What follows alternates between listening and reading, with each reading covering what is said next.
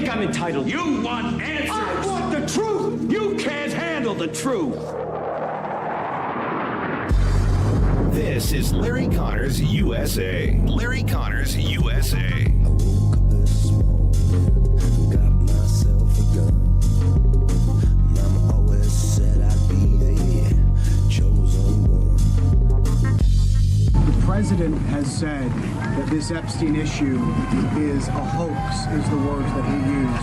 Can we get your reactions to what you think when you hear him say that? Mr. President Donald J. Trump, I am a registered Republican, not that that matters because this is not political.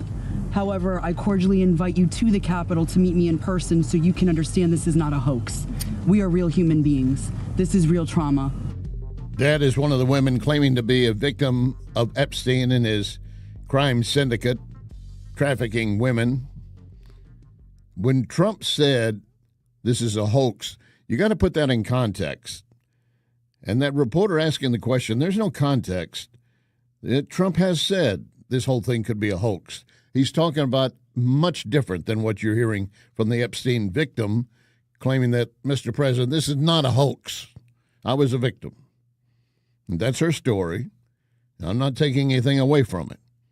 Victims are coming out and identifying themselves. The general rule in this business, we do not identify victims of rape and things of that nature unless they want to be identified. And some of them are doing that. Several Jeffrey Epstein accusers also coming forward to urge Trump to release case and files and regarding Ghislaine Maxwell. And they're pushing for House members to release more files. There was a big dump overnight regarding the Epstein files. That's why all this is suddenly front and center again. There's questions about a missing minute on the Epstein video that Pam Bondi had claimed that the camera stopped at a certain point every night at 1 minute and then restarted. That's still being disputed. We're going to spend a little more time on that as well later. But there's a lot of it that needs to be sifted through. But I will tell this story that is interesting. I'm not going to say it's for fact. Do not take this for fact. It's by Media Inc. It's a leftist-leaning organization. And they're having video that they're showing that was posted to Instagram and X, showing a figure at the White House window, two men apparently in a restaurant filming it, watching in amazement. One asks, is that another one? As some kind of object is thrown out the window, apparently. Looking at the video, it's not easy to tell. The other one looks at the same thing and says, there it goes, you got it, you zoomed in? He said, yes, I guess that's one way to clean out the Epstein files. Suggesting they're dumping files out the window of the White House. Give me a break. Come on. You're not going to throw that stuff out. You're not going to put it in dumpster. That is the kind of stuff, if you're worried about, would go in a burn bag. But one post from a account listed as Rogue POTUS staff, that tells you everything, inside the staff of the White House at this point, saying, goodbye Epstein files. Come on. Can you have some intelligence involved here? Or are you just going to suck all this up? Then there's a Republicans Against Trump account raising this question. Why are objects being thrown out the White House window? What the hell is going on? They would have you believe that Trump is trying to hide so much and they're throwing it out the window? That'd be the last place you'd do it. And in fact, Michelle Obama, during a 2015 interview, had stated even opening a window at the White House is considered a security breach. You're prohibited from doing so. You can find the video on X, Twitter, take a look at it, and make your own judgment. I'll leave that to you. But we are going to get into this later in their second hour as well. Welcome to hour number one, Larry Connors USA. Here we are, September 3, 2025. And with Larry Connors USA, you're going to get every day in every program news, analysis, opinion, and education. You will leave this hour with more knowledge than you have right now as we start the program. I promise you that. And in our next hour, the Chinese military parade and some things exchanged information-wise, apparently between Russian President Putin and Premier Xi, which is mind-boggling if it's truly accurate. Also, Biden shoveling dollars out just before he got out of the White House. His people were just throwing money. They were the ones who could have been throwing money out the White House window because they certainly were looking to use everything they could to get into the hands of every operative they had available. We're also going to discuss artificial intelligence. Is it going to benefit you and help you at your job or take your job away from you? Later in this hour, abortion pills. What the makers do not want women to know about these abortion pills. That's coming up later in this hour. Pressing question in front of us, of course, continues to be crime in America, particularly Chicago. We've had Trump talk about, I think I'm going to send troops in Chicago and Baltimore. Well, Governor Pritzker of Illinois says, I'm not playing this game. I'm aware that the President of the United States likes to go on television and beg me to call and ask him for troops. I find this extraordinarily strange, as Chicago does not want troops on our streets. Really? I also have experience asking the President for assistance, just to have the rug pulled out from underneath me when execution meets reality. I refuse to play a reality game show with Donald Trump again.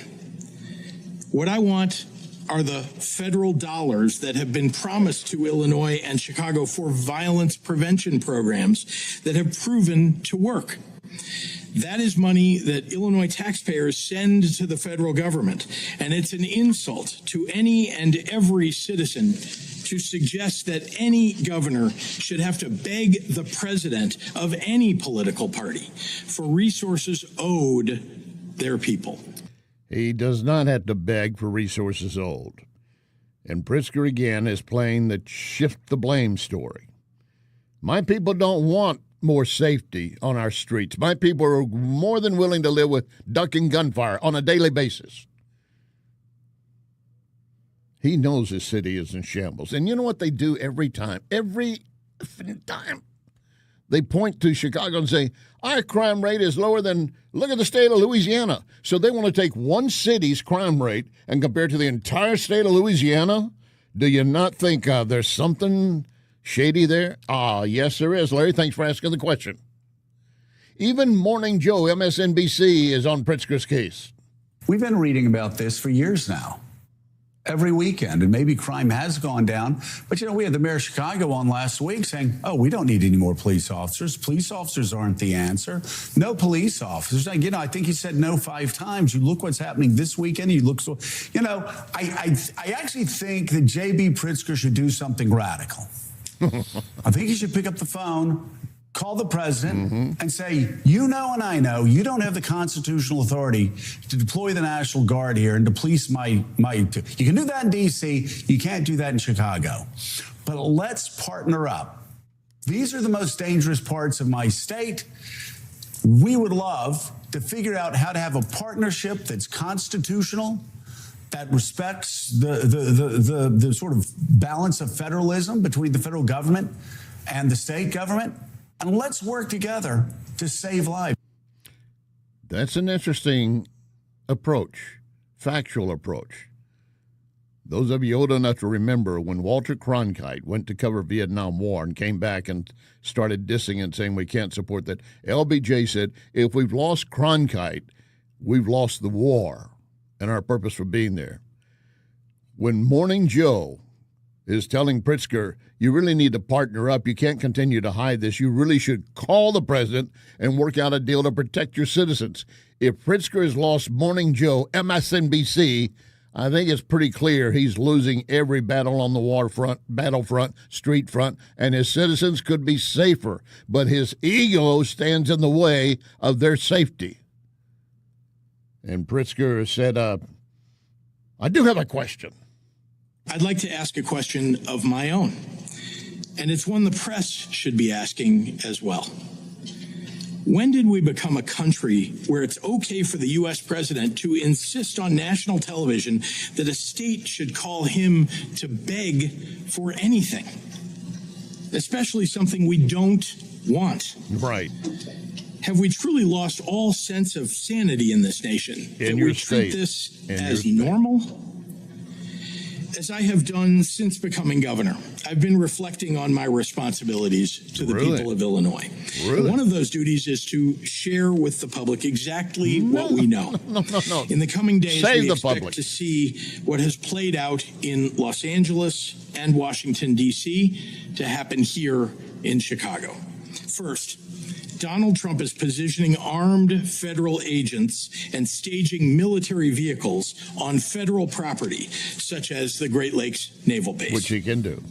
It is likely those agents will be with ICE, Customs and Border Patrol, the Department of Homeland Security, and other similarly situated federal agencies.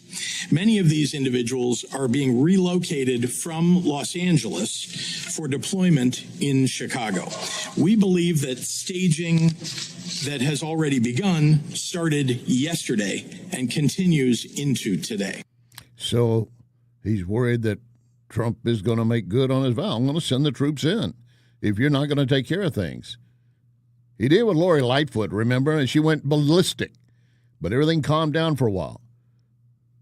Brandon Johnson is worse than Lori Lightfoot or whatever her name was at this point. And Pritzker would rather defend his reputation and his next banquet meal as opposed to defending his citizens. And he wants to shift the blame every time. And in fact, talking about shifting the blame, if you believe Illinois Senator Dick Durbin, Democrat, the guns being used in Chicago crimes are coming from other states.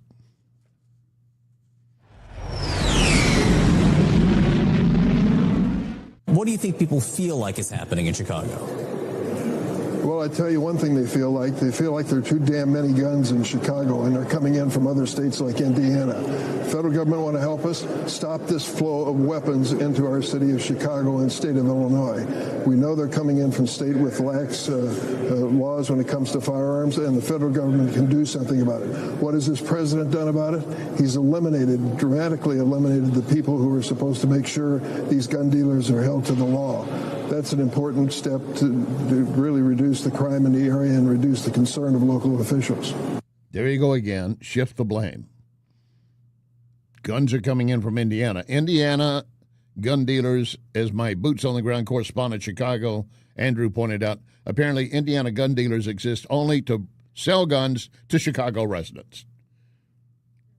Now, you know they get them from wherever they can because of the onerous gun control laws in Chicago.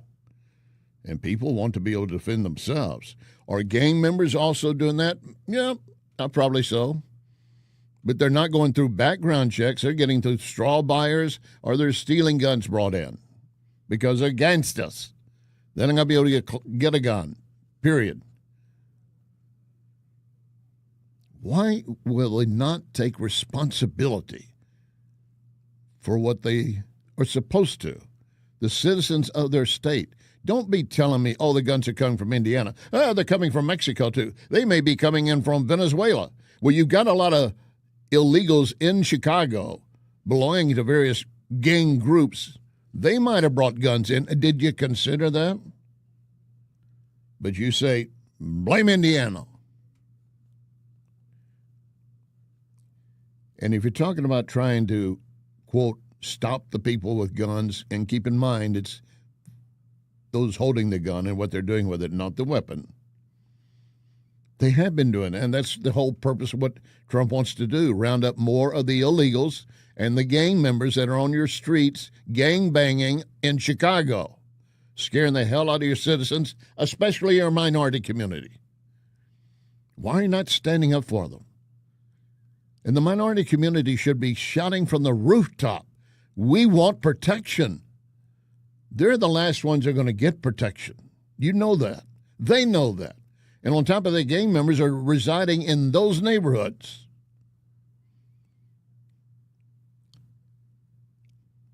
But we have this mindset. If Trump is doing it, it must be wrong. Really. Very interesting thing happened overnight to try to stop more drugs, maybe guns, certainly gang members, coming into our nation. It happened off the coast of Venezuela. And Trump had told the other day, stated, we're not going to allow any more of this contraband, this illegal stuff that can kill our own people, to come from Venezuela to our nation. So once this ship had been closely monitored and watched, I say ship, it's I would say maybe a 40-foot, 50-foot boat, not really big, but it was loaded down with drugs and cartel members on board, Trinidad or Tobago terrorists. They put out to port, and as soon as they hit international water, Hegseth, Defense Secretary. I watched it live. We knew exactly who was in that boat. We knew exactly what they were doing, and we knew exactly who they represented. And that was Tren de Aragua, a narco-terrorist organization designated by the United States, trying to poison our country with illicit drugs.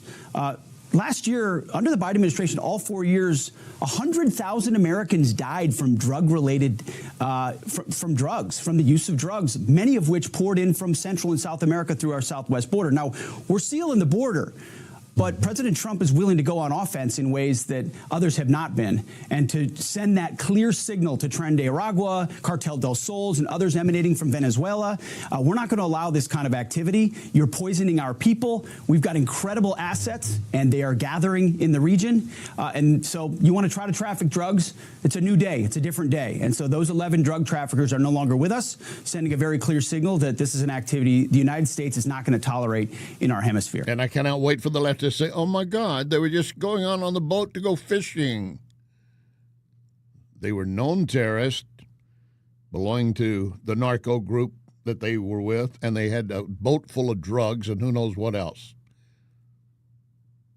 And Trump gave the order, told Hegseth, take them out, and they did. Good. Later in this hour, what was Trump's reaction to hearing that he was dead? Yeah. But up next, abortion pills. Deadly for unborn and the pregnant mothers.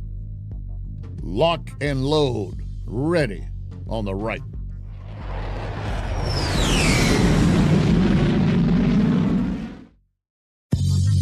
You are listening to Larry Connors, USA.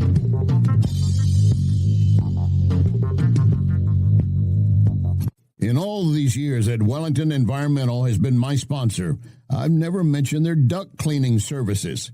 Allergy season is here, and Wellington crews clean air ducts daily in homes and commercial buildings, also cleaning air handling units and diffusers in commercial facilities. Why? Well, because people will see black dirt and mold on the vents, or they are actually suffering from allergies.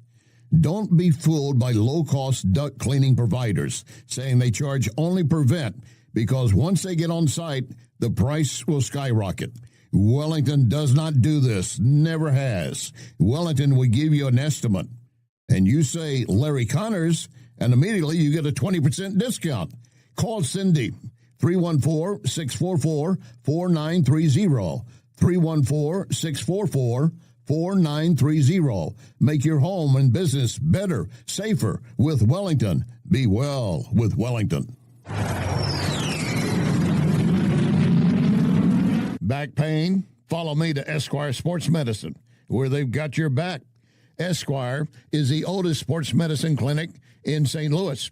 Dr. Draghi and his team of chiropractors can get you back to work, back to life without the pain. New patients usually scheduled within 24 hours. 314-644-0885. 644-0885. EsquireSportsMedicine.com. Another day must be another roofer in town. And John Beal and I were talking. He said, every time you turn around, there's a new roofing company. Many of them have no idea what they're doing, and the statistics show that many will be out of business within 2 to 5 years. Who are you going to call to help you then? you need to remember only one name, John Beal. John Beal Roofing. You have a problem, he can take care of it. And we'll be here for you. John Beal Roofing. Call 1-800-NEW-ROOF. 1-800-NEW-ROOF. The Oak Street Inn and Lounge has some great news. The Speakeasy will now be open on Sundays, starting at 2. Open to the public. Great for those in the industry who'll want to enjoy a Sunday fun day. Plus, enjoy sushi and cocktails. What more could you want? You want to make sure you get the code. And how do you get the code to the Speakeasy? You go to the Facebook, Oak Street Inn and Lounge Facebook. I'll see you at Oak Street Inn and Lounge in Cottleville. This is News Talk STL.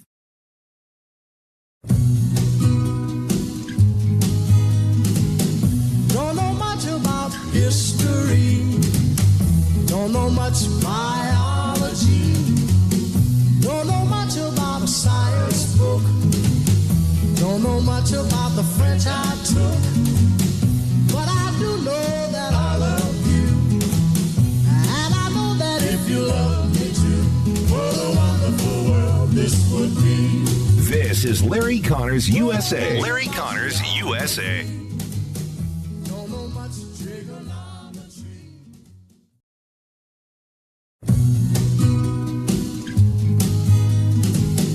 Don't know much about history. Don't know much biology.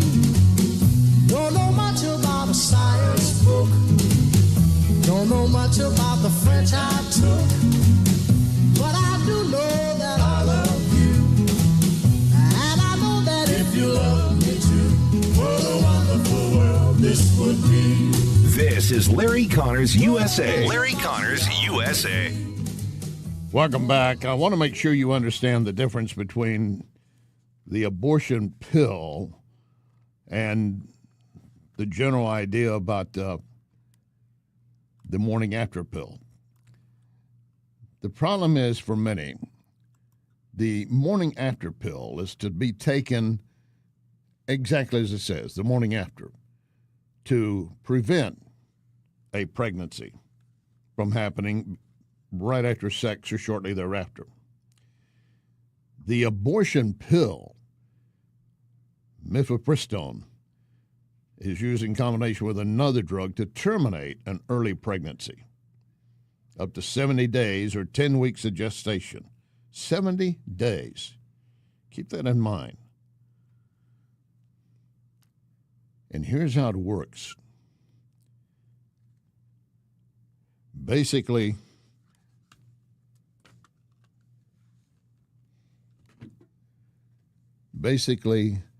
the woman takes it, and it causes 24 to 48 hours later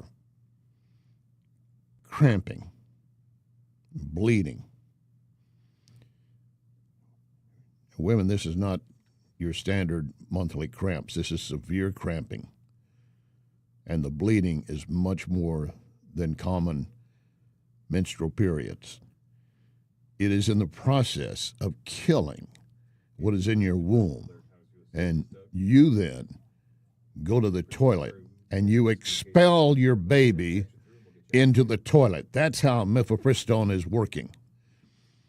And it's a danger for the women, and of course it's going to be deadly for the baby. Joining us now to discuss it in more detail, Doug Truax, pro-life leader. Time to face the truth about mifepristone. Doug, welcome aboard.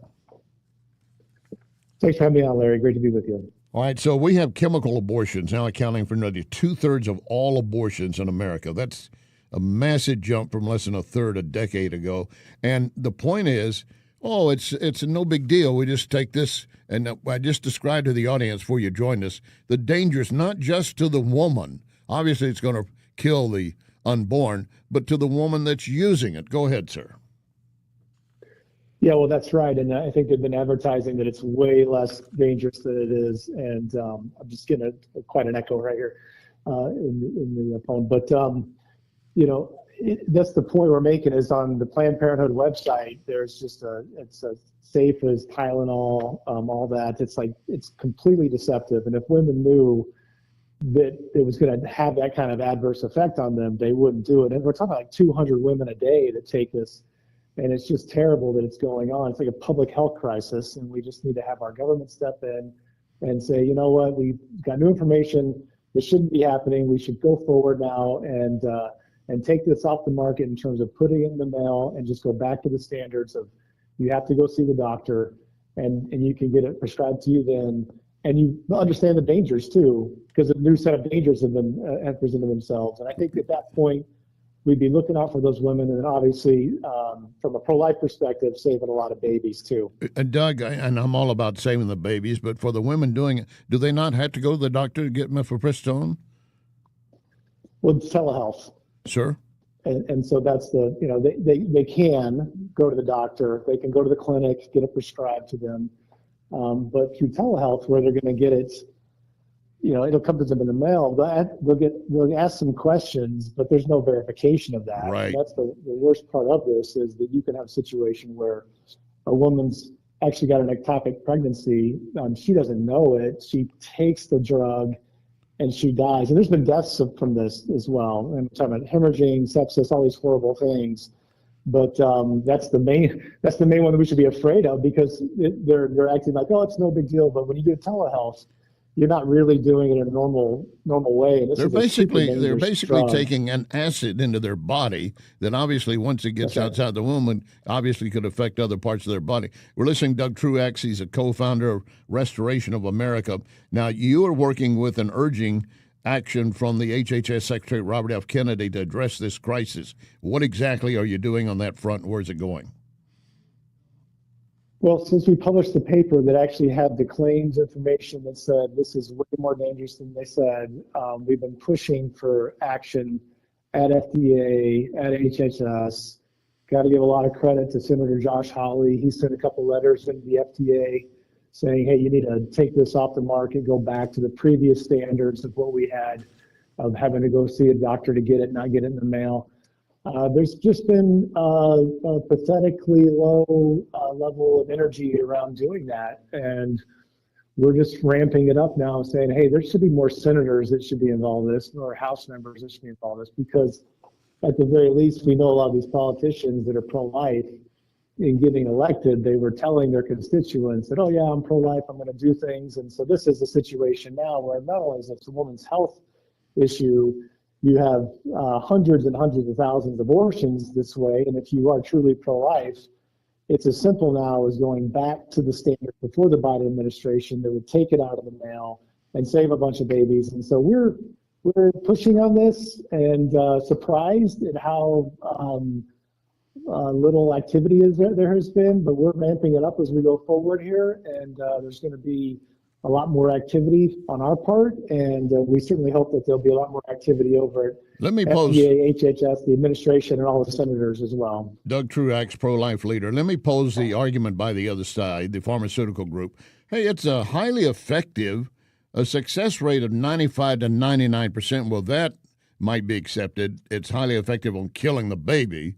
And it adds the risk of serious complications extremely low, at less than 1%, as if you're good to go.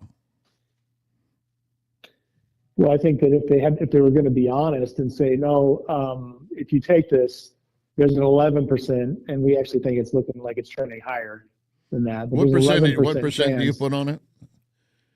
11%, Okay. but there's going to be a serious adverse consequences. Right. So, 1 in 10 women that take it are going to have a serious problem. I think if they were truth in advertising, consumer protections around this thing, informed consent, whatever you want to say, I think most women would back away from it. And the manufacturers know that, and the hardcore pro-abortion people on the left just don't want that. They just want to push it no matter what. And so they're hiding that fact. And so now it's public, and we're trying to make sure that going forward, everybody knows what's going on, including all these women out there. And hopefully some women listening to this program right now. Yeah, well, I mean, and they do acknowledge there'd be cramping, vaginal bleeding, obviously, but nausea, weakness, fever, chills, vomiting, dizziness, that might occur, but adverse effects are very rare. Well, they don't talk about sepsis, hemorrhaging, ectopic pregnancy, death, there's been 135 deaths that have been advertised, through the VAERS system, and that's very sketchy. So we think it's been a lot more than that. So if you have a drug that's killing people and hurting people to the degree this is, they take it off the market no matter what. This is just ideological. We've got to have as many abortions as we possibly can, and that's their stance, and they're not going to back off it no matter what. So now that we have power, we have to do the right thing on this for the women of this country and also for the unborn. What about the age of the woman who gets it? A teenager, young teen. What are the restrictions on that, and how is it enforced? Well, it's I think as far as the parental notification piece, it's going to be 18, 21, above that. So you have to have that. But then again, it's a verification on a telehealth. And we've got people now, there's a case in Illinois where the boyfriend got it in the mail and slipped it to his girlfriend and killed the baby. And so there's all kinds of terrible things that are happening. So this telehealth idea and putting in the mail is just a horrible, horrible idea, and we gotta backtrack on it no matter what. Well, being very direct and honest about it, obviously you being the co-founder of Restoration of America and pro-life leader, you don't want this to happen. And it's basically hurt Planned Parenthood as far as getting surgical operations in their Planned Parenthood facilities, but they're trying to make up ground and money for it. That's right. That's right. There's a continued push. I mean, we're up to, I think in 24, we're like 700,000 chemical abortions. And certainly the defunding of Planned Parenthood for a year is going to hurt their operations. We're already seeing that. And that's perfectly fine with me. Obviously, we're as pro-life as you get, and we're in business of trying to end abortion in this country, which I think, you go back to what this was before Roe, where we were as a party. It's like, hey, let's go to, let's have no abortions. But now we got to a place like so many people are pushing it so hard that it's moved to this place of like, well, there's 700,000 chemical abortions, there's 600,000 surgical, well, we got to reduce it. No, we got to keep working towards it being eliminated. And so, yeah, we're going to do everything we can. And this is terrible in that regard. But I keep coming back to, just like it should be a 95-5 issue. It's a woman's health issue. Yes. Terrible consequences for women who are taking this. So that's the starting spot for all the politicians. Doug Truax, thank you for your time, sir. I appreciate it. All right. Thanks, Larry. Have a good one. You bet. Ladies, it is not just so simple, but think of you putting your baby in the toilet.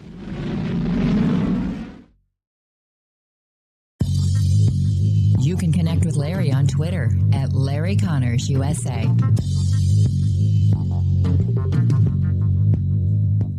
I can tell you how to get a free quick quiz to see how artificial intelligence can boost your company's potential.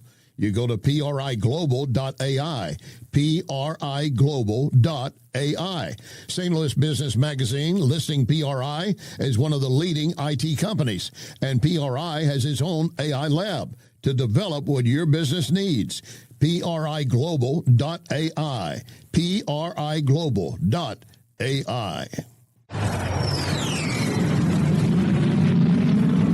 You want the best place to watch baseball or any sport and be able to enjoy premium cigars and whiskeys?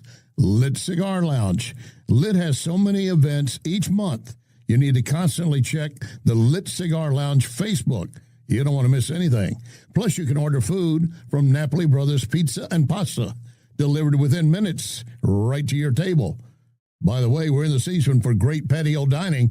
Napoli Brothers Pizza and Pasta has your table waiting. Hey, looking for windows that solve your problems and actually add value to your home? Renewal by Anderson. Anderson products increase your home value by at least 15%.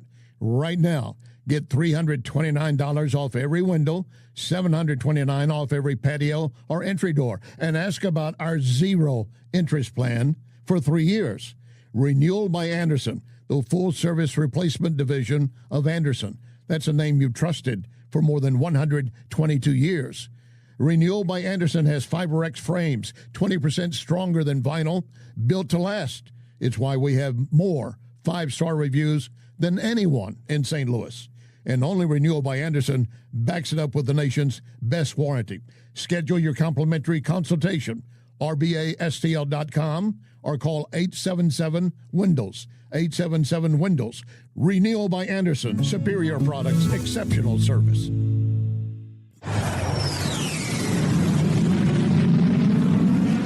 Hey, if you're 50 or older, you do not want to take any risk with your money. In fact, you want Leslie Consulting. My friend Bob Leslie can show you a gain and retain plan. It means that you never lose. Plus, you get up to a 20% bonus on day one. Leslie Consulting, a leader in brokerage and risk management. 314-721-0066. LeslieConsulting.com. This is NewsTalk STL.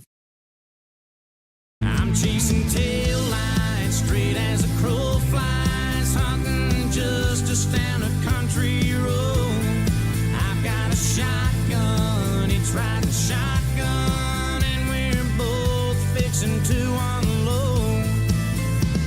Son, I know what you've done. There's only one way to outrun me. You better pray your tank don't beat mine to eat. This is Larry Connors USA. Larry Connors USA. One of the big things is it helps decide congressional maps. Right. Does this have everything to do with redistricting? Well, it does. In fact, we know the 2020 census, the errors were almost always to the detriment of red states. Blue states like Rhode Island. Do we know that? We do know that. The Census Bureau's own audit of its work has proven that. Blue states like Rhode Island were overcounted. Rhode Island then didn't lose a seat. Red states like Alabama were undercounted. This is just a fact. It wasn't all red-blue, but it was disproportionately red. Wow, listen to that. And that came from Brad Todd, who's a GOP strategist, as he appeared on CNN. And, of course, the CNN anchor said, do we know that? Do we know that? Yes, we do. We do. He said in many cases, because of census counting, it predominantly helped the blue votes. Very seldom helping the red vote. When you see a traffic route like that says, here's what we're going to do to lift this group up and cut this one out, that smacks of more than gerrymandering. It smacks of illegal activity to control the vote. But as he said, the census poll from 2020, we saw it. We saw when they used that, it was predominantly helping blue states and blue congressional districts. Last Friday, right before Labor Day, Texas Governor Abbott signed a bill to redraw that state's congressional districts, be more friendly to Republicans. Well, Larry, you're just talking about doing the same thing they did. Yeah, I am. You know what? Because we have been letting them get away with this too long. And even those on the left, including Obama, recently stating, gerrymandering is wrong. It shouldn't be done, but we'll do it this time, and then we shouldn't do it again. Well, of course that's what they want. Let me steal your car from you just this one time. I won't steal it again. You'll never find it. It's in a chop shop. But you give me a chance to steal it one time. Big deal. And, of course, we got California Governor Newsom having his campaign to redraw the map to help the Democrats. See, they're going to do that. And, yes, in Missouri is moving forward under Governor Mike Kehoe's special legislative session to draw another congressional district. We have 8 representatives. I should say the state of Missouri has 8 representatives in Congress. 2 of them are Democrats. They want to redraw the map and add another one, another Republican. There are challenges. You know it's going to be challenged. Congressional maps are normally redrawn every 10 years after the U.S. Census reveals population shifts. But this mid-decade redistricting push obviously was kicked into action by President Trump in mid-July, saying we're going to need more Republican votes. They already have a razor-thin majority in Congress. So Trump and the House Speaker Mike Johnson zeroed in on Texas, saying we could get 5 extra seats if you look at how the state of Texas voted in 2024. Now, again, I will be the first to admit we're mousing around with it in between census, and we're having to do it because they play it unfairly. I remember my granddad. I must have been 8 years old. Took me to watch wrestling at that time. And I mean, it's the first time I'd seen anything like that. And I'd see the ref. I mean, the other guy would do something really dirty to his opponent and get away with it. The ref might pull him aside and start talking to him, but then the other guy would do something dirtier than the first one had. And we're all shouting. 8 years old, I'm shouting, hey, can't you see that? Can't you see that? I didn't know it was a game. I didn't know it was a gimmick. I didn't know it was a performance show. But they were both doing dirty. And if that's the only way you fight dirty. You're in a street fight. You don't fight by Marcus of Kingsbury rules. You go for the gut or below. You know what I mean? I will say this. When my mama heard that my pawpaw took me to see that, ooh, I can still hear her screaming at him. You take my boy to that? Mama, I liked it. Well, you're not going again. And I haven't, unless I go on my own. And there were many years I never saw it again until finally it's on TV. And I was in Amarillo working TV, by the way, where the Funk Brothers were led. And I was going to do an interview with one of them. Can't remember which one it was now. And I'm going to be a really tough reporter, investigative reporter, because I know dirty fighting, and I see it, and I know fake. So I asked, I wish I could remember which one. Well, it's all really fake, isn't it? And he had me by the neck, lifting me up off the floor up against the wall. You think that's a fake? Obviously, that was not fake. No, sir. But I got my question. We got great video, great TV segment.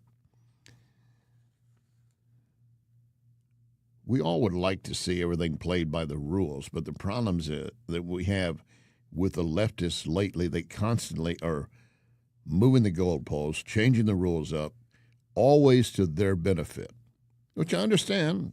They want to win. Don't we all want to win? This mid-cycle redistricting, Pew Research did a report on it and pointed out that redistricting between the census has been rare in the modern era. Say they've been extremely uncommon. Since 1970, only 2 states, Texas in 2003 and this year, Georgia in 2005, voluntarily redrew congressional maps between census for partisan advantage. That's according to the Pew Research. So it is extremely rare to do it. But now everybody's looking for a way. How do I get on that bus? Oh, speaking of buses, Mayor de Blasio, former mayor of New York City, has come out and endorsed Mondani. Yes, he's coming forward and saying this guy has some great ideas. And in fact, one of the things he pushes is that all this free transportation stuff he's offering. Bottom line here is to think about the free buses again. Free buses has been proven to work in many parts of the country. Where? I'll get you a list of cities, but the bottom line is it is something that allows people to, one, reduce their costs, which people are overwhelmed by, to get into mass transit more. Yeah. It works because we know that if people are given a quality alternative they can afford, they'll use it. Well, it works because it saves people money. Well, of course it saves them money if it's free. But then when he got asked, when he was saying it works, where? Well, I have to get back. Don't you think you should have been prepared for the answer if you're accurate about that? The New York Post, in reporting on Blasio, former Mayor de Blasio endorsing Mondani, they headlined it, he dropped it like Groundhog Day. Just get it out there and be done with it. But de Blasio in a New York Daily News op-ed and throwing his support behind Mondani. We don't just need Zoran Mondani to be our mayor because he has the right ideas or because they can be achieved. Well, first of all, I think that's exactly why you should want him or not want him. He said, we need him because in his heart and his bones, he cannot accept a city that prices out the people who built it and keep it running.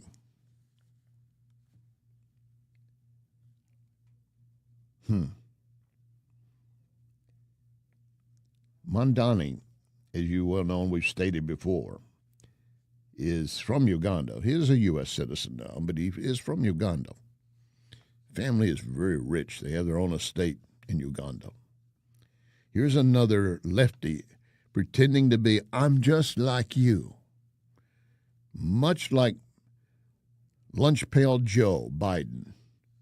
Not anything like you, never been near you. And in fact, you're the unwashed. But he's appealing and reaching for things that people will see as gimmies. I get free transportation? Well, I want my free Obama phone still. I want that again. Anytime you offer, this will be free for you if I'm elected. Oh, I'm lining up for that.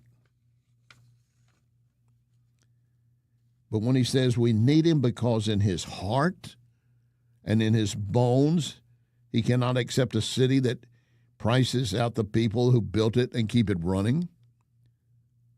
De Blasio, what does that say about you when you were mayor? What the hell did you do? And why are you stepping into this fray? I guess still trying to be relevant. Is that the reason? Could be. Over Labor Day weekend, you probably took a break from the news cycle. I understand.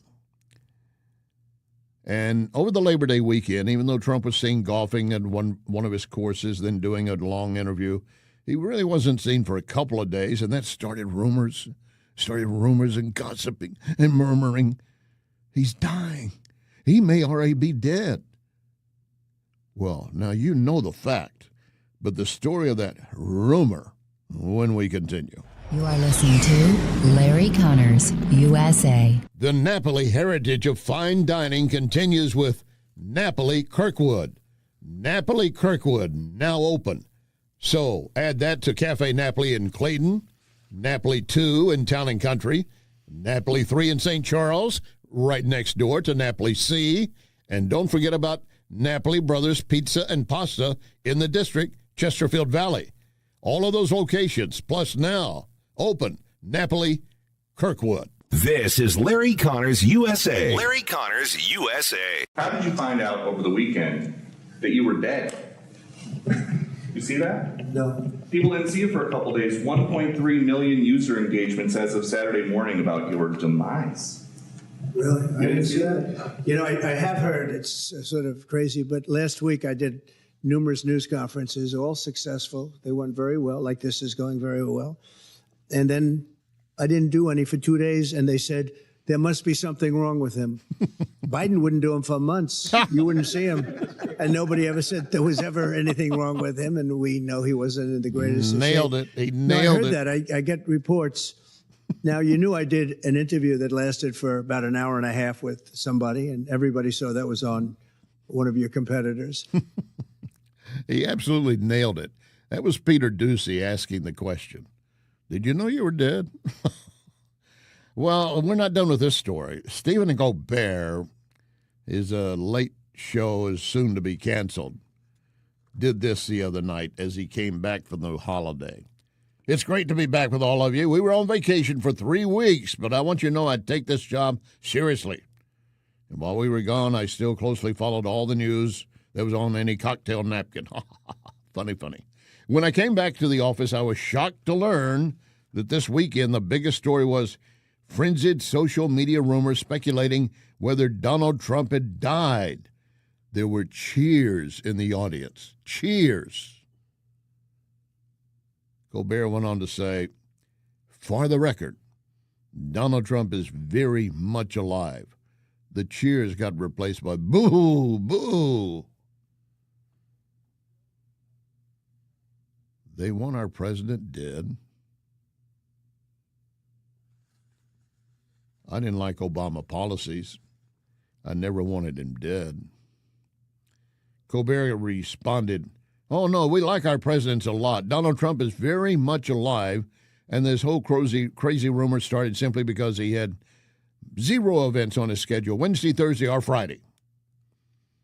And the only signs that he might still be around was the music in the Rose Garden, which the White House confirmed was the president's music, which I got to say is not the strongest proof of life.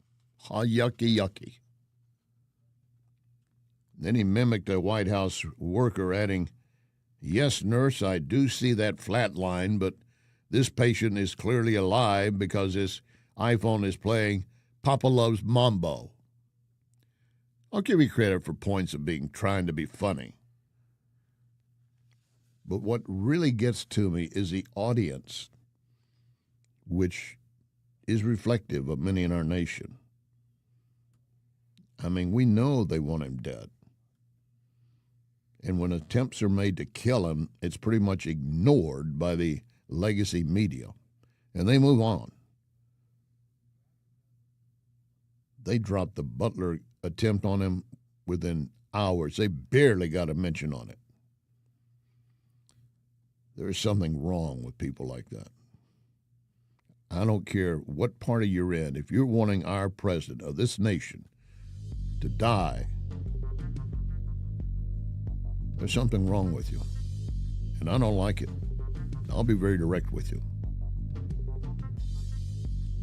Well, coming up in the next hour, we got so much more information, you better be ready to take more notes. What did you learn this hour? And remember our pledge, one nation under God.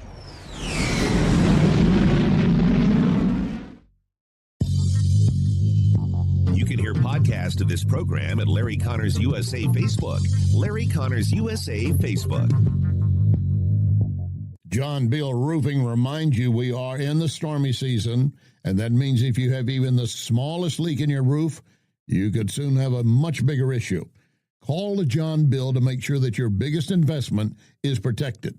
That call can save you major dollars. If you do get hit during a storm, John Bill has a rapid response team. Call 1-800-NEW-ROOF. 1-800-NEW-ROOF. 1-800-NEW-ROOF, John Bill. You and I might have something in common, back pain. I can tell you where I go for help, Esquire Sports Medicine, the spine of St. Louis. They can put athletes back on the field so they can clearly help us. Esquire Sports Medicine, hands-on chiropractic help on Big Bend, just north of Highway 40, 314-644-0885, EsquireSportsMedicine.com, EsquireSportsMedicine.com. Great patio season to enjoy any of the Cafe Napoli locations. How about the Napoli Brothers Pizza and Pasta in Chesterfield? Enjoying coal-fired pizza, nothing else like it. Napoli Brothers Pizza and Pasta in Chesterfield. A few doors down, Lit Cigar Lounge, where you can enjoy premium cigars and whiskeys. Check the Lit Cigar Lounge Facebook for details, plus gift cards for friends. I'll see you at Lit Cigar Lounge in Chesterfield. It's that time of season when families, businesses are moving. For local or long distance, I endorse McGuire Moving. Get a date set soon before the schedules are booked. 314-241-0600. 241-0600. McGuire is constantly giving back to our veterans, such as support dogs for our brave. So with McGuire, you're getting excellent service and helping our vets. McGuireMoving.com. So many times, Vincent's Jewelers has helped me surprise someone special. Vincent's locally owned can do the same for you, and you don't have to break the bank to get something really nice, maybe even customized.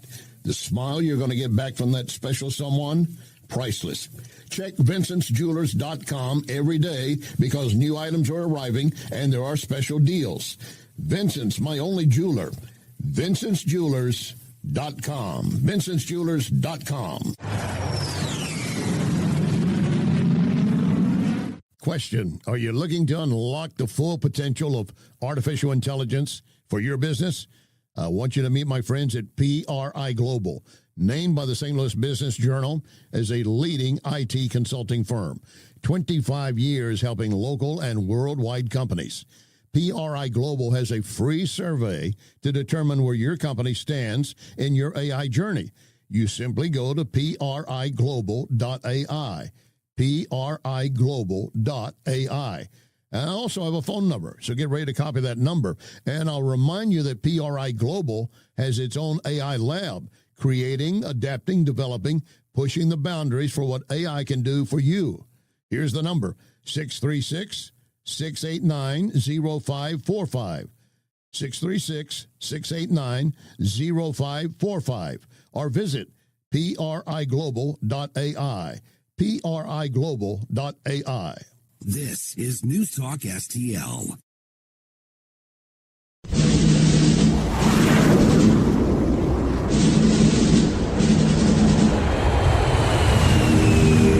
You want answers? I think I'm entitled. You want answers? I want the truth! You can't handle the truth! This is Larry Connors USA. Larry Connors USA.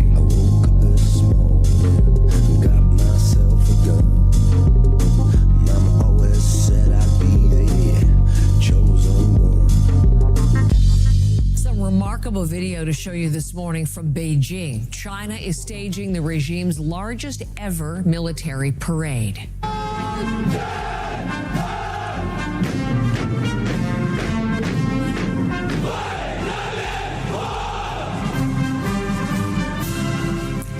That's the sound of Chinese troops saluting President Xi Jinping as he rode the entire length of the parade formation.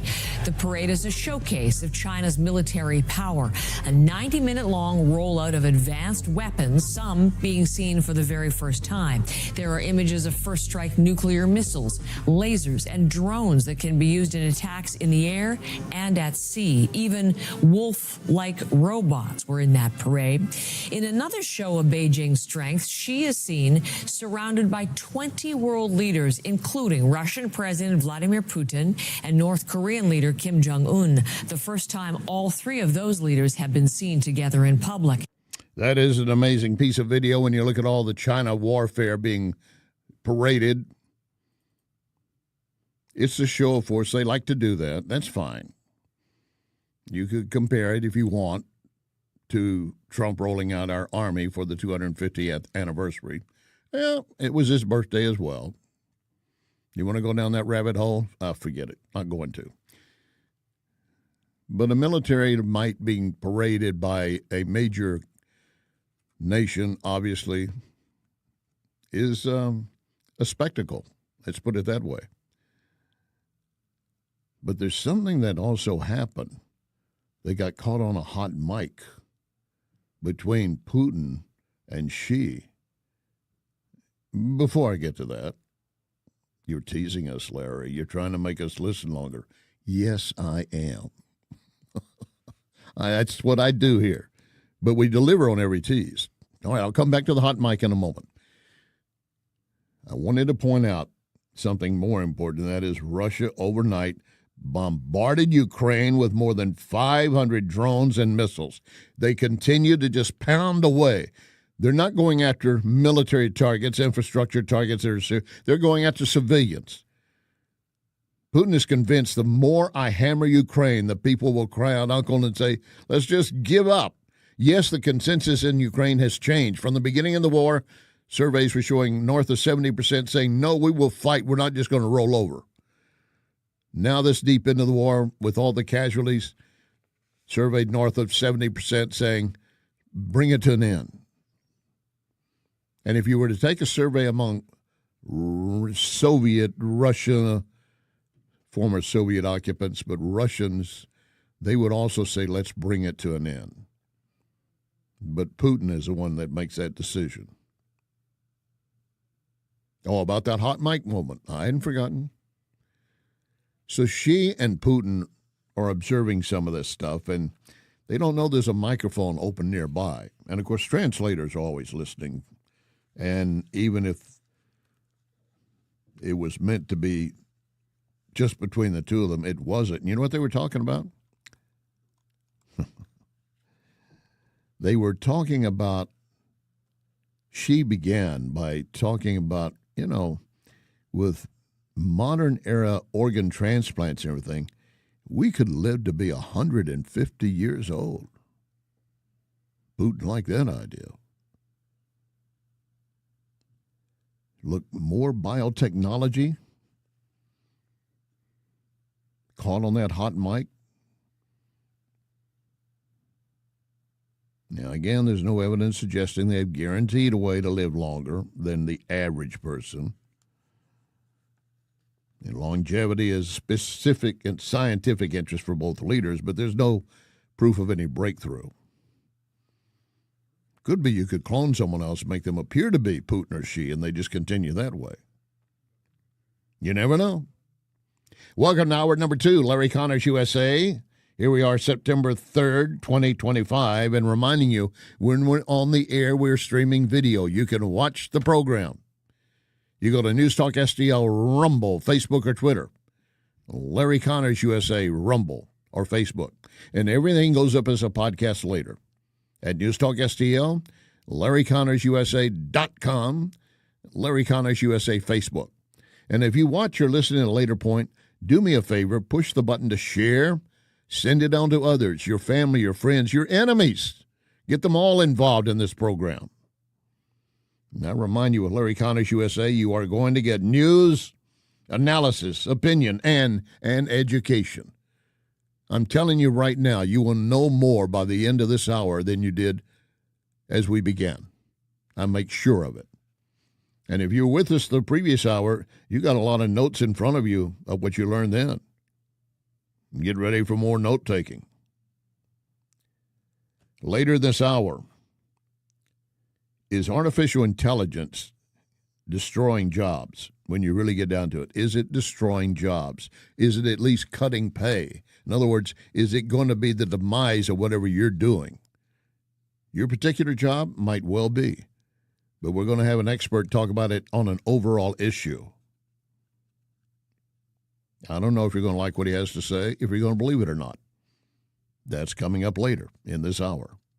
There you go again, Larry. You're teasing us. Yes, I am.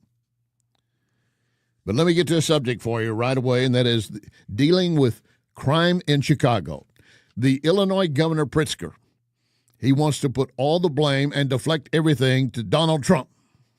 Rumors have been swirling about what the White House has planned, and sifting fact from fiction has been increasingly difficult because Donald Trump's administration is not working in coordination with the city of Chicago, Cook County, or the state of Illinois. I want to take a moment at the top of my remarks to note how truly extraordinary it is for the federal government to refuse to coordinate with local law enforcement and government. Our state police regularly works with the FBI, the ATF, the DEA to go after gangs and gun runners and drug cartels. Under previous White House administrations, we regularly received notice and worked together on crime-fighting operations. So are your feelings hurt because you didn't get a personal invitation? Come join us at the Law Center to discuss making your city safer. That's what it sounds like to me. Petulant little child that you are, Pritzker. I didn't get invited. I didn't get my invitation. I'm not going to play that game. You'd rather your people die. D.C. Mayor Bowser has directed her police, and of course they've already been federalized anyway, but she's directing them, make sure you coordinate with federal law enforcement indefinitely, because it's been safer in D.C. and to this date, since we sent in troops and Trump moved on protecting D.C., I still have not seen a single murder reported in D.C. And I don't know if that's been dropped under the radar somewhere, but if you had heard about it, you would hear about it repeatedly. But it's obviously safer. People going out again. And Pritzker is being also piled upon by Morning Joe, MSNBC.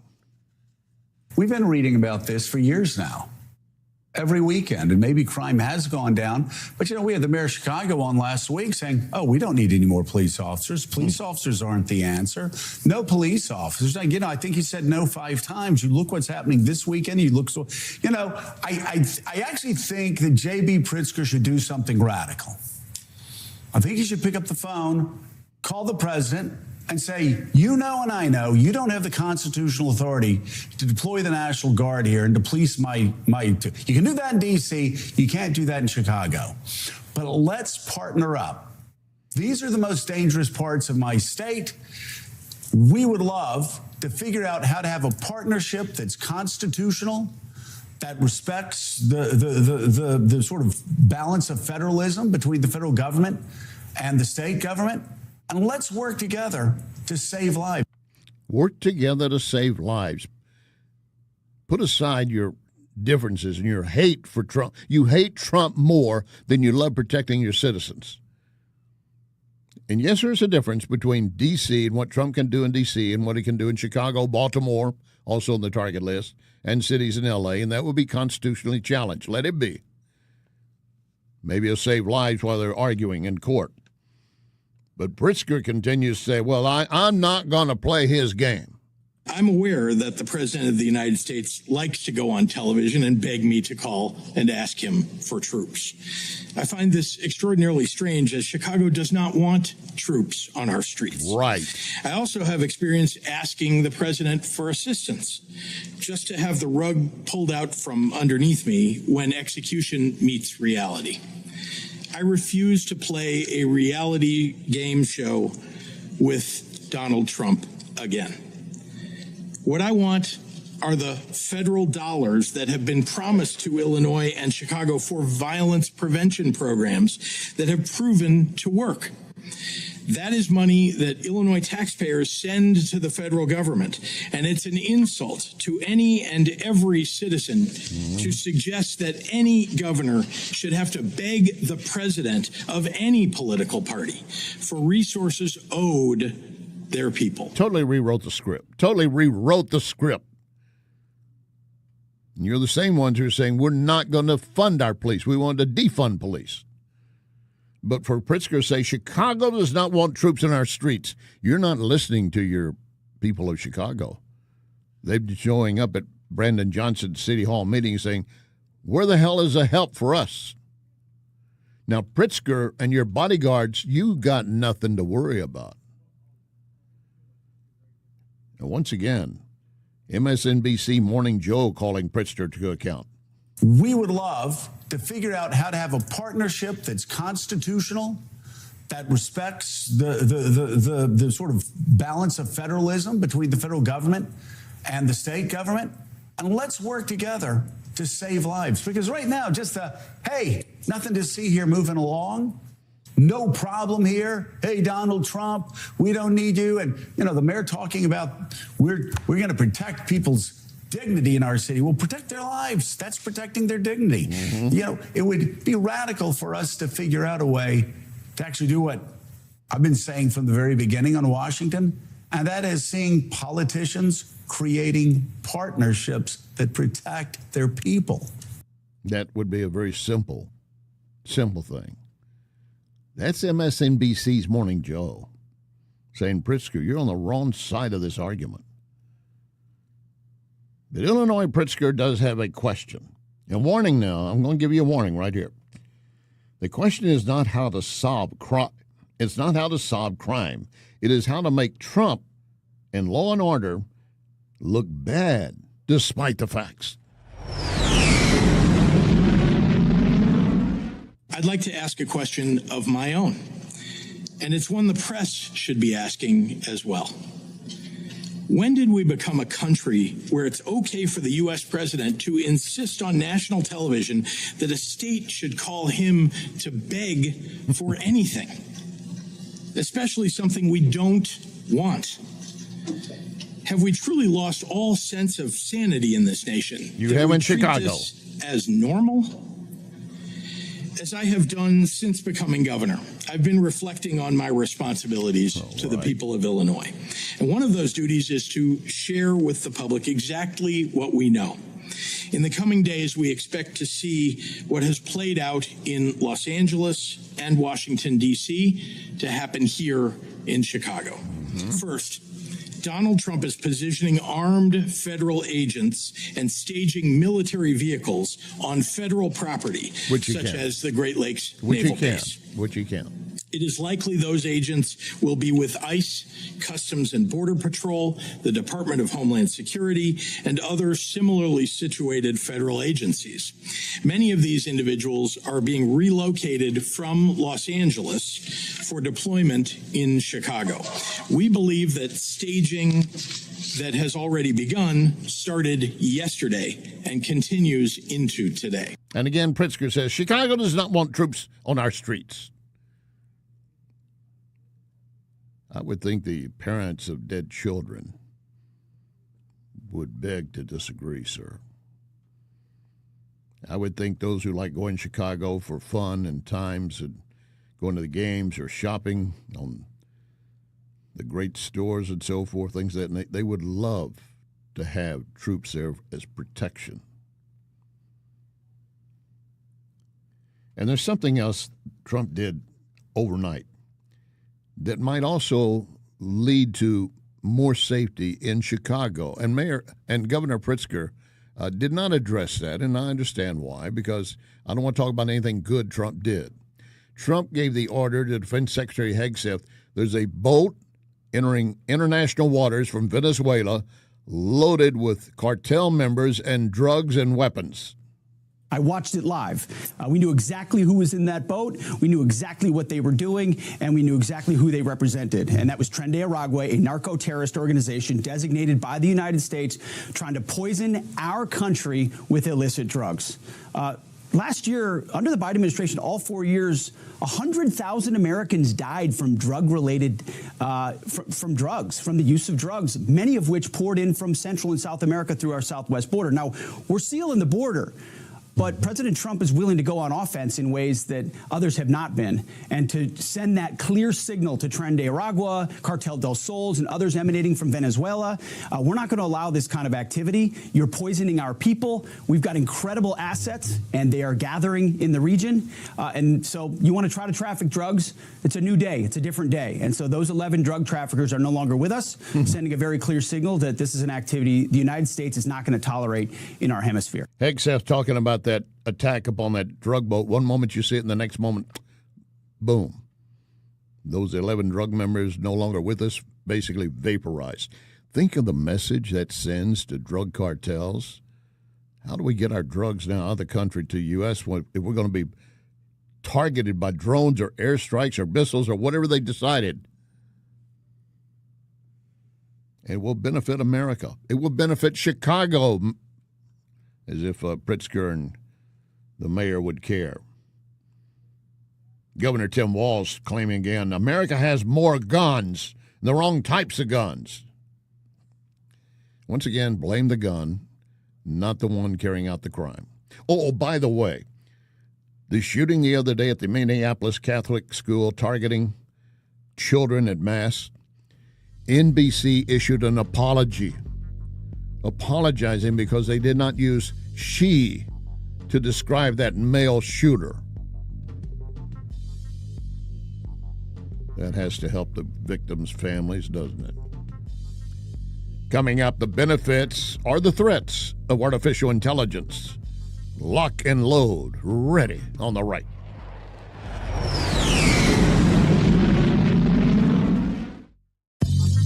You are listening to Larry Connors, USA.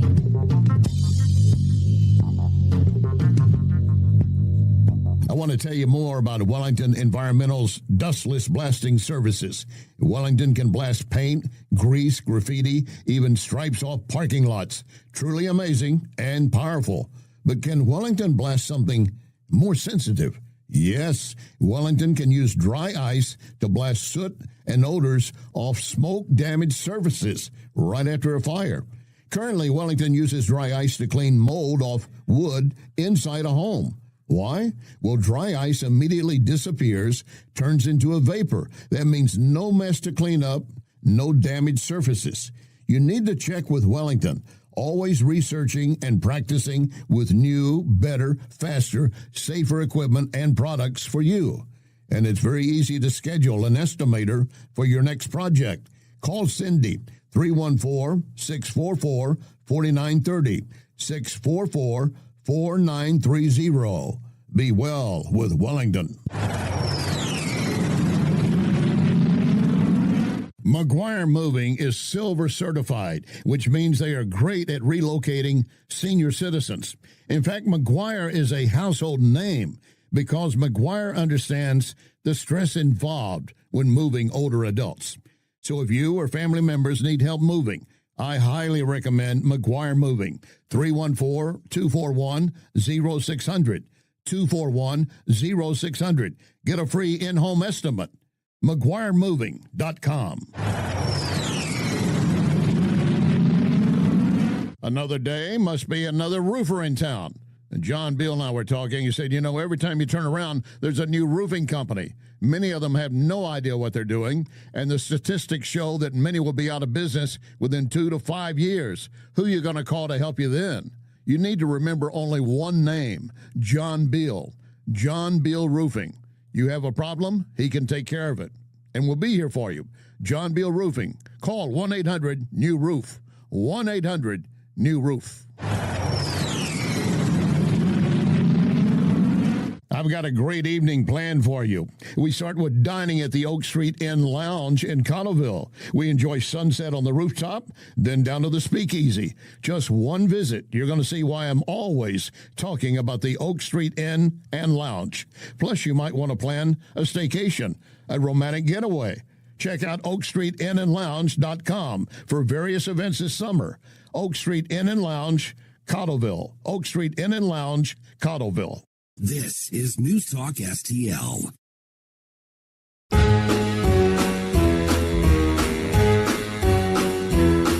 Hit the road, Jack. Don't you come back no more, no more, no more, no more. Hit the road, Jack. And don't you come back no more. What you say? Hit the road, Jack. And don't you come back no more, no more, no more, no more. Hit the road, Jack. And don't you come This is Larry Connors USA. Larry Connors USA. Artificial intelligence. Now, that's one of the things that probably describes me. I think any intelligence I have is artificial. I have a vast wealth of knowledge, folks. My knowledge, it spans 500 miles. Only a quarter inch deep, though. That's my problem. Artificial intelligence could be a plus or minus for us. Paul Steidler, senior fellow with the Lexington Institute. Paul, welcome aboard. It's great to be back with you, Larry. So AI, of course, many people fear it's going to cost them their jobs or reduce their pay and eventually cost them their jobs.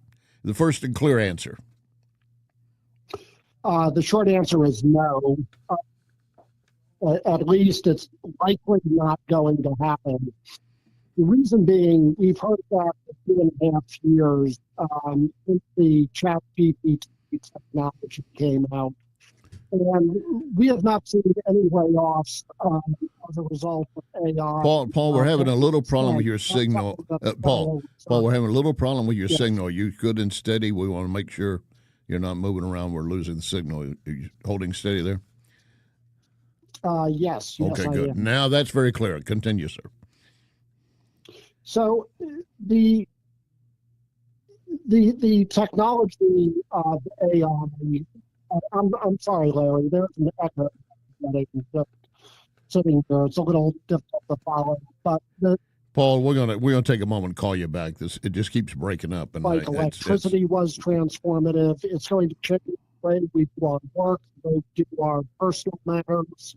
Paul, we're gonna have to break it off and call you back because the signal just keeps breaking up, and it's hard for the folks to understand. And obviously, we want to get him set up. He is a senior fellow with the Lexington Institute, and there have been a lot of predictions about mass layoffs and economic devastation. Paul, let's try it again. Yes, it's good to be back with you, Larry. But I am still getting the echo here. Okay, so there's a estimation that there's 600 plus billion in announced investments that would create opportunities for electricians, HVAC technicians, engineers. That stuff would not be handled by AI because it requires manual type assistance. Is that correct or what? Exactly. One of the things that we're going to need for AI is to overhaul the electric system. And that means building a lot of new power plants, a lot of new facilities. Those are going to be built by skilled engineers, electricians, HVAC folks, and others. So the opportunities in these fields are going to be staggering. You've got a stat I've seen here that 58% of small business activity is already using AI when it comes to branding and some customer support. That obviously looks like a growth possibility. Very much so. In fact, 90% of businesses already using AI expect to expand it. We've seen consistently that AI is a way in which companies can do things more efficiently, pay people more, and concentrate on higher-end activities that need to take place, such as having direct conversations with customers and finding ways to be innovative and expand. The issue being involved in some of this stuff is that trade schools versus college versus AI, where does that fall to the benefit of the common American?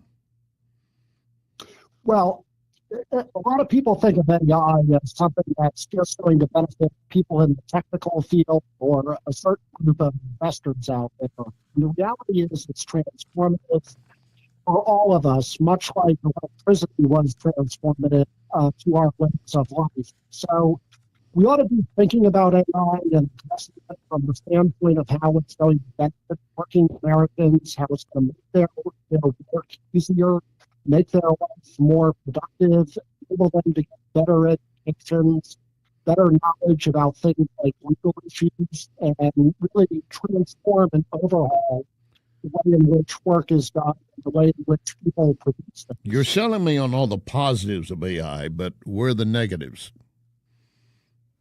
Well, the negatives are that there could be nefarious factors that get involved in using AI, but there's already a very big nefarious factor with the government of China that's seeking to become the world's dominant provider of AI. So AI is a tool. It needs to always be managed by people. It needs to always follow laws and ethical standards. And in the United States, in China, they do not do that. So we have to be vigilant. We also have to proceed ahead with the technology because, like it or not, the technology is coming. And it's better to be in a world in which the U.S. is the leader with that technology than the Communist Party of China.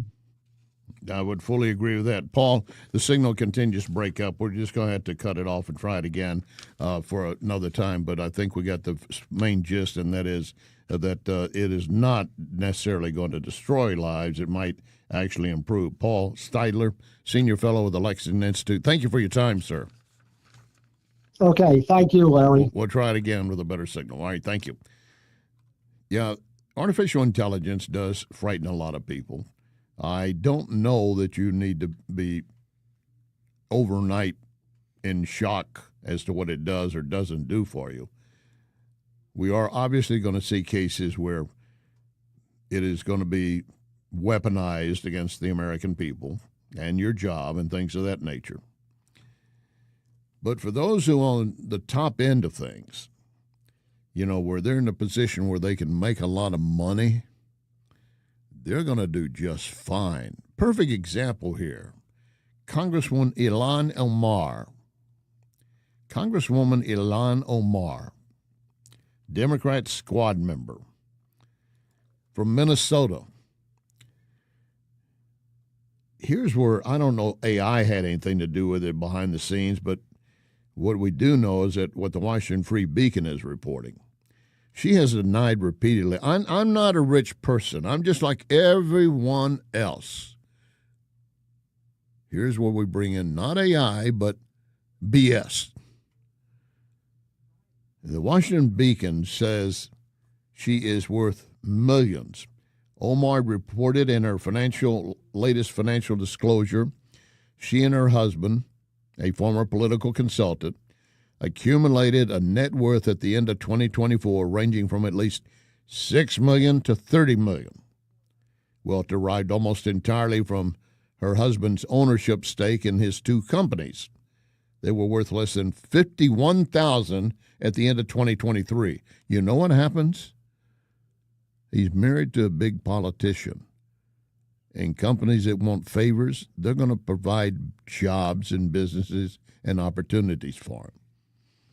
You don't have to call this the Clinton Foundation, but it operates on the same principle. As do many other politicians, not just Democrats. If they've got people below them or in other companies that they're working with, folks want a piece of them. And the way to get a piece and access, you do something for them. Now, that doesn't mean a bribe. It just means that we'll make sure that you get that contract. So the exact value of Omar's personal fortune at the end of 2024 is apparently unclear. But figures in her latest disclosure show that her and her husband's net worth skyrocketed by, are you listening? Are you listening? You struggling to get by, trying to decide what you can do? Maybe AI will help you, maybe it won't. How would you like to have this happen for you and yours? Their net worth in 1 year skyrocketed at least 3,500%. 3,500%. His business is a winery and a venture capital firm.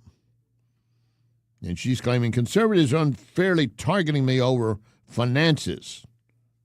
I am a working mom with student loan debt. You should have not a single dollar owed to our government if you still have a student loan. You could have paid that off many times over.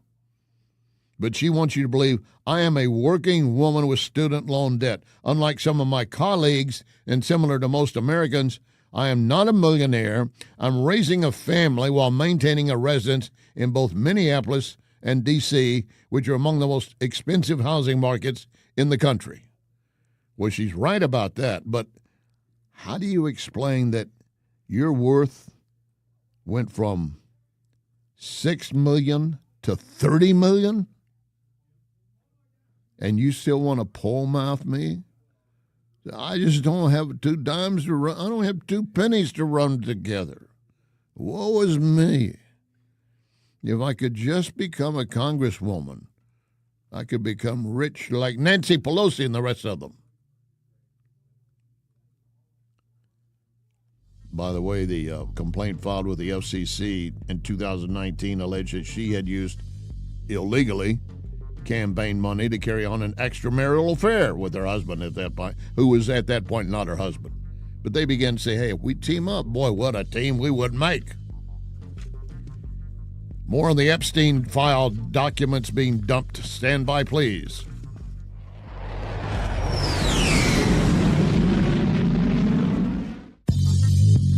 You can connect with Larry on Twitter at Larry Connors USA.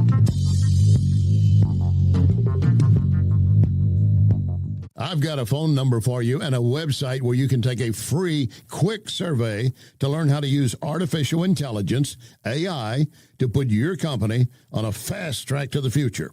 Here's the number.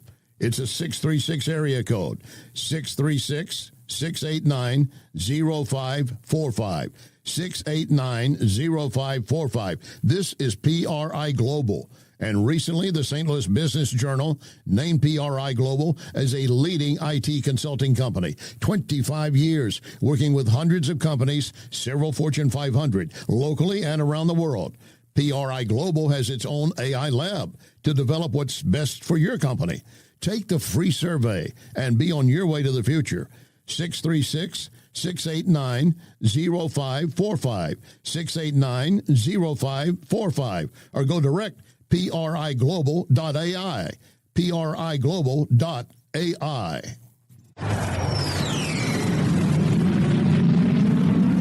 Hey, looking for windows that solve your problems and actually add value to your home? Renewal by Andersen. Andersen products increase your home value by at least 15%. Right now, get $329 off every window, $729 off every patio or entry door, and ask about our zero interest plan for 3 years. Renewal by Andersen, the full-service replacement division of Andersen. That's a name you've trusted for more than 122 years. Renewal by Andersen has FiberX frames, 20% stronger than vinyl, built to last. It's why we have more 5-star reviews than anyone in St. Louis. And only Renewal by Andersen backs it up with the nation's best warranty. Schedule your complimentary consultation, rbastl.com, or call 877-WINDOWS, 877-WINDOWS. Renewal by Andersen, superior products, exceptional service.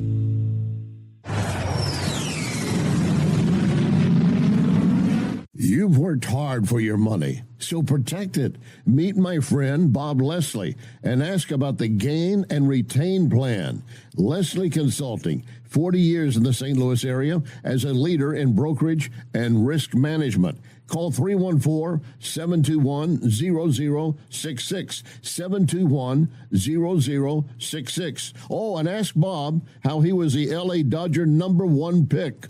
LeslieConsulting.com. This is News Talk STL. I'm gonna run away to duck gun carry, make camp where the land is bare. I'm gonna run away to duck gun carry, ain't no one gonna find me there. Ain't no one gonna find me there.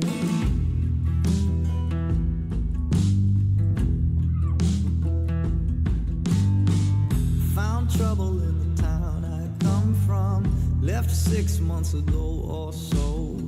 I had to run from the man I wronged there. This is Larry Connors USA. Larry Connors USA. The president has said that this Epstein issue is a hoax, is the words that he used. Can we get your reactions to what you think when you hear him say that? Mr. President Donald J. Trump, I am a registered Republican, not that that matters because this is not political. However, I cordially invite you to the Capitol to meet me in person so you can understand this is not a hoax. We are real human beings. This is real trauma. That is a victim, a woman claiming to be a victim. I'm not going to take that claim away from her. I don't know otherwise, not trying to dispute it, but it's her word against those that she's accusing. But chastising, as the reporter was asking, about Trump saying it was a hoax. Now, the reporter's question was not really in context from what I know of it. Has Trump thrown around the term occasionally about the Epstein case being a hoax or some part of it? I haven't actually seen that. What I have seen from him is that the Democrats are using all this, making, they're creating a hoax the way they're going about it. I will stress to you again, I want full documentation available to the public on the Epstein case. I want the names of those perpetuating it, responsible for it. I don't want the names of any victims unless they want to come forward, as some of them did. They gathered today outside the Capitol and said that we want to make sure everything is made public. In fact, their attorney said the American public will be appalled about documents relating to the Epstein case, documents that have not been released still by the federal government. The attorney added, the government has mistreated these victims after Jeffrey Epstein mistreated them. So there's a push now by Congressman Ro Khanna, Democrat, California, and Congressman Thomas Massie, Republican, Kentucky, to pass through the House a procedural motion known as a discharge petition that would force a House vote urging the Justice Department to release the Epstein files. Well, have we been given what we were told was everything or not? But they did file a lawsuit against Epstein and his estate and two financial institutions, J.P. Morgan and Deutsche Bank, that proved they knowingly provided the financial infrastructure for a sex trafficking operation. That is, again, according to the attorney representing the women. If they can prove that, if they can prove that the J.P. Morgan and Deutsche Bank knowingly provided the financial infrastructure for sex trafficking, there will be more heads on the block, and rightly so. But the attorney said, unfortunately, all the documents and evidence we worked so hard to gather hide behind protective orders, confidentiality agreements, bank secrecy laws.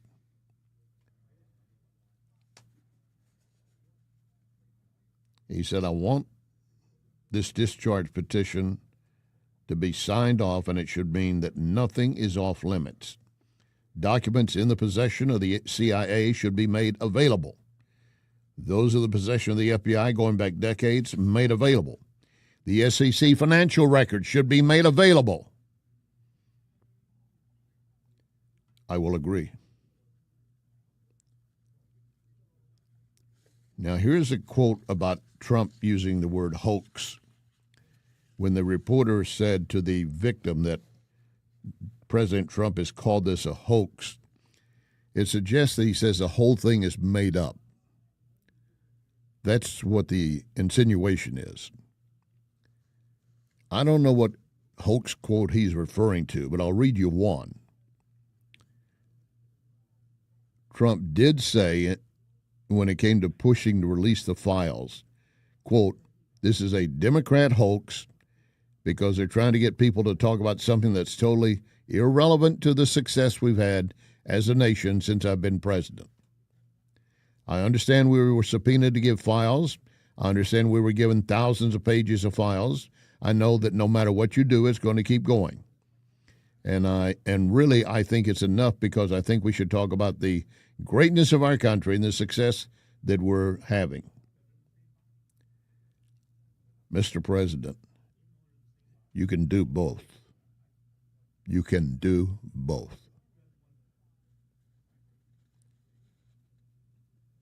And again, he said, we should be talking about all the success we're having, not the Epstein hoax.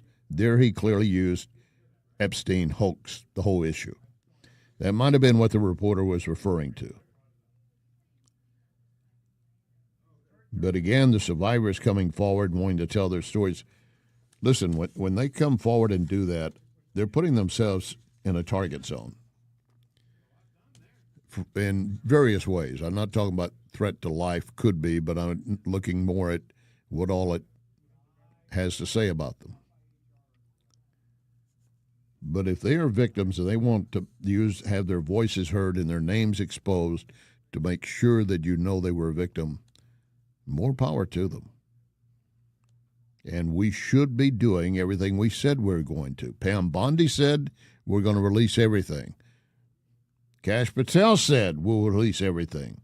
Dan Bongino's on board saying the same thing, and yet it also said some of the stuff I read, I forget his phrasing, but it troubled his heart, basically. Deeply disturbing. Every bit of this should be made public, except for mislabeling someone that might have been, let's say, not really part of it, but an extension, and their name just gets tacked on. We do need to be careful there that we don't start smearing people left and right. And, of course, the question remains still about, did Jeffrey Epstein commit suicide? Well, there's been a change to the story as far as the videotape.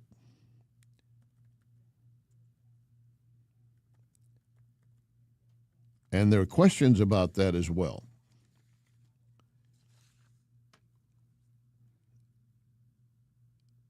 As the Guardian reports it, and I could pull up on a U.S. source, but I'll go with the Guardian, saying this was just hours ago. Release of the missing minute of Epstein video contradicts Bondi claim that cameras stopped recording.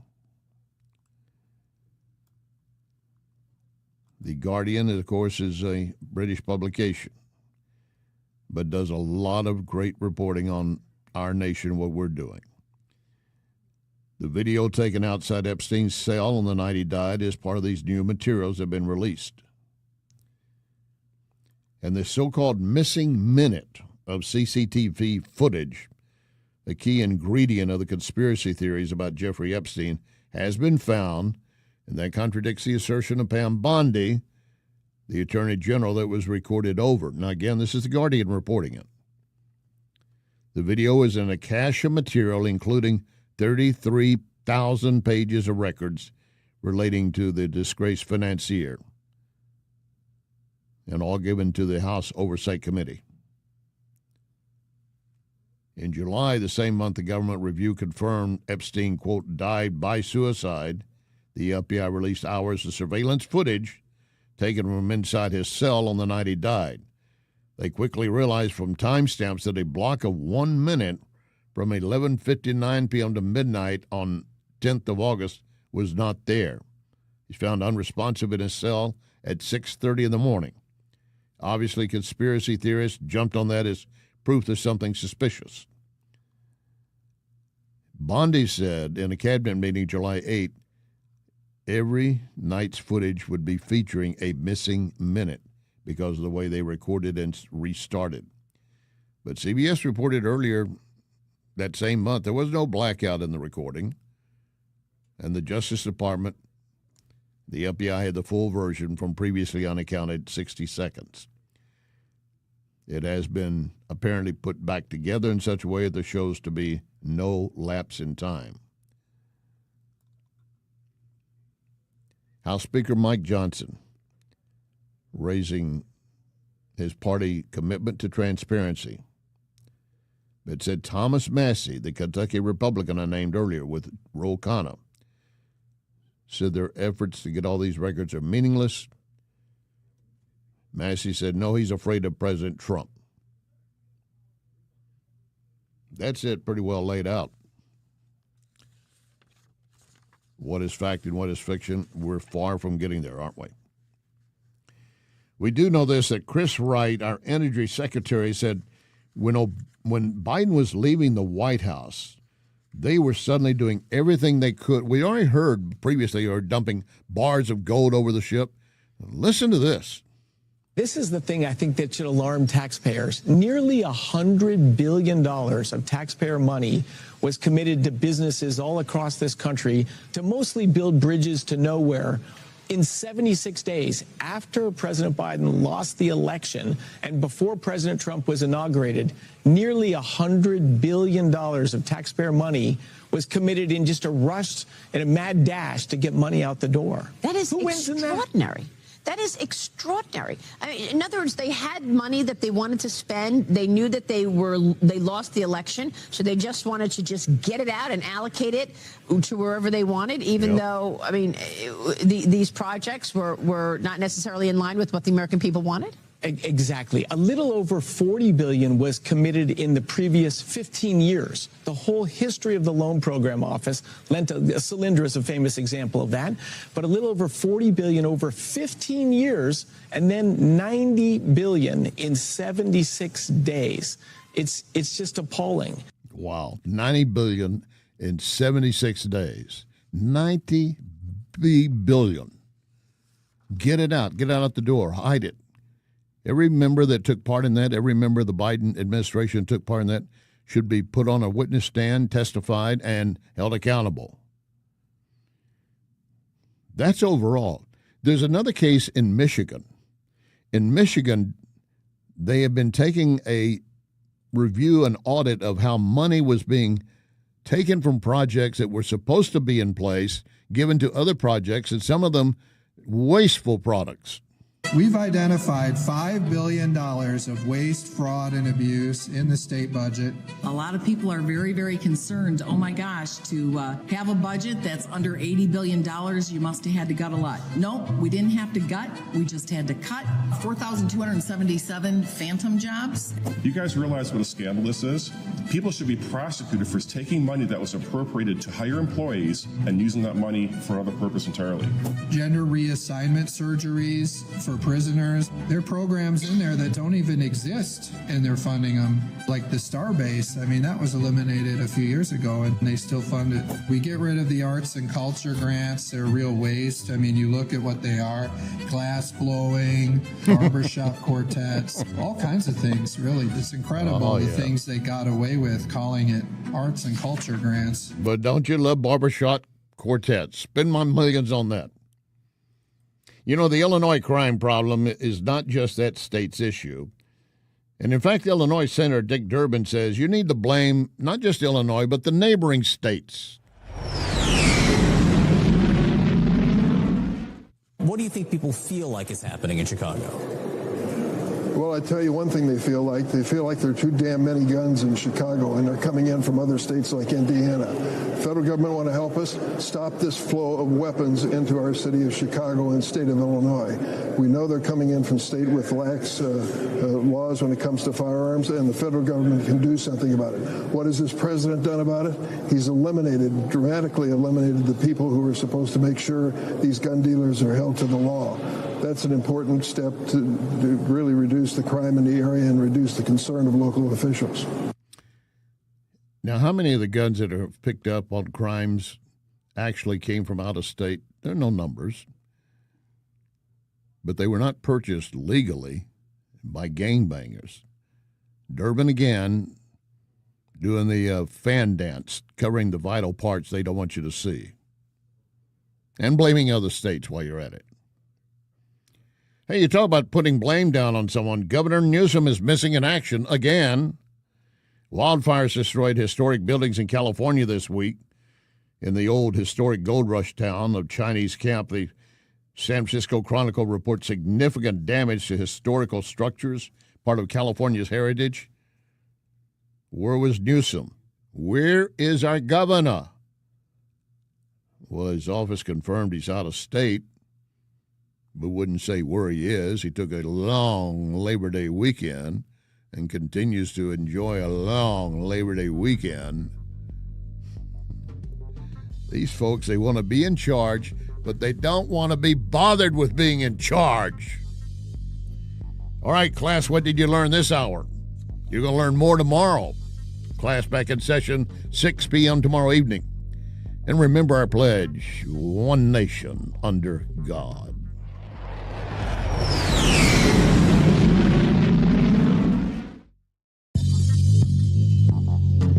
You can follow Larry on Larry Connors USA Facebook. Larry Connors USA Facebook. This is Larry Connors USA.